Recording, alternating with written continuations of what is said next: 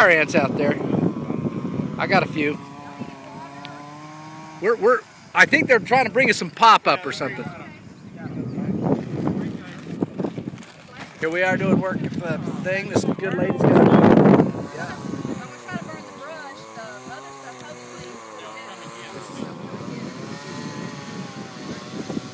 Here's the two guys that just sort of sit around and talk about things.